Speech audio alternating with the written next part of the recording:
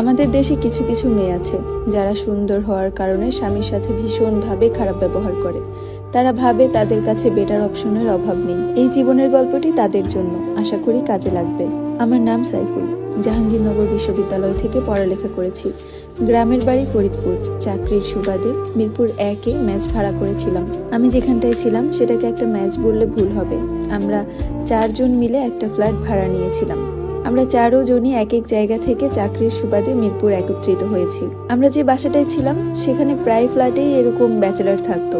তো ওখানকারই কিছু খালা আছে যারা কিনা রান্না বান্না করে দিয়ে যায়। তো আমাদের বাসায়ও এক খালা ছিল যে রান্না করে দিয়ে যেত। মাঝে মধ্যে বললে কাপড় চোপড়ও ধুয়ে দিত, এক্সট্রা টাকা দিতে হতো আর কি। আমরা যে বাসাটায় ছিলাম সেখানে প্রায় শুক্রবার ছাদে আমরা উঠে আড্ডা দিতাম। আমাদের মধ্যে একজন খুব সুন্দর গিটার বাজাতে পারতো আর আমি একটু ভালো গান গাইতে পারতাম। তো প্রতি শুক্রবারেই আমাদের ফ্ল্যাটের প্রায় ব্যাচেলার মিলে ছাদে বসে আমরা গানের আসর বসাতাম। আমরা যে বাড়িটায় ছিলাম সে বাড়িটা ছিল 7 তলা, তারপরে আরেকটা 5 তলা বাড়ি ছিল, তারপরে একটা 6 তলা বাড়ি ছিল। সেই বাড়িটাতে একটা মেয়ে উঠতো প্রায় সময়। ওই মেয়েটার সাথে আরেকটা পিচ্চি বাচ্চা ছেলে উঠতো, এই 10-12 বছরের হবে, আর মেয়েটা হবে 17-18 বছরের। তখন থেকে মেয়েটাকে প্রায় দেখতাম ছাদে উঠতো, ছেলেটার সাথে একটু দোলনায় বসতো, মানে ওদের ছাদে একটা দোলনা ছিল, দোলনায় বসতো, গাছে পানি দিত, মাঝে মধ্যে একটু রাস্তার দিকে তাকাতো। এভাবেই কিছুক্ষণ থেকে চলে যেত। আমার কাছে মেয়েটাকে ভালোই লাগতো, প্রায়ই দেখতাম ছাদে উঠতো, আর যখনই দেখতাম তখনই অপলক দৃষ্টিতে তাকিয়ে থাকতাম। মেয়েটা ভীষণ সুন্দর ছিল, যেমন গায়ের রং তেমন চুল, তেমন পরিপাটি, পোশাক আশাকেও অনেকটাই ভদ্রতা ছিল। এরকম একদিন শুক্রবারে আমরা গানের আসর বসাই, সবাই অনেক জোরে জোরে গান করছিলাম। ঠিক ওই টাইমটাতেই ওই মেয়েটা ছাদে ওঠে। ওই টাইমটা সন্ধ্যা টাইম ছিল। আমি একটু অবাক হই, কারণ সন্ধ্যা টাইমে মেয়েটাকে দেখা যায় না।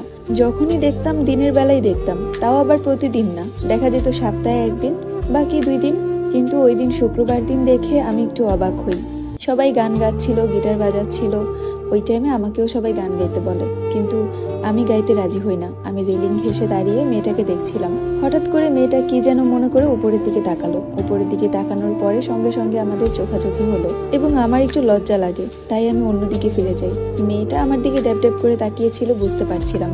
অন্যদিকে তাকিয়ে থাকলেও বুঝতে পারছিলাম যে মেয়েটা আমাকেই দেখছে।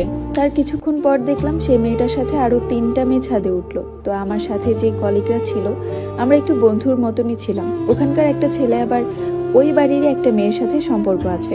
ওই মেয়েটা এসে ফোন দিল, দেখলাম আমাদের মধ্যে থেকে একজন ফোন ধরে আমার পাশে এসে দাঁড়ালো। তারপর বুঝতে পারলাম এই বাড়ির কোনো মেয়ের সাথে হয়তো বা আমার রুমমেট প্রেম করে। তারপর ছাদে কিছুক্ষণ আড্ডা দিয়ে ঘরে ফিরে আসলাম। ঘরে আসার পর খাওয়া দাওয়া শেষে আমার যে রুমমেটটা ছিল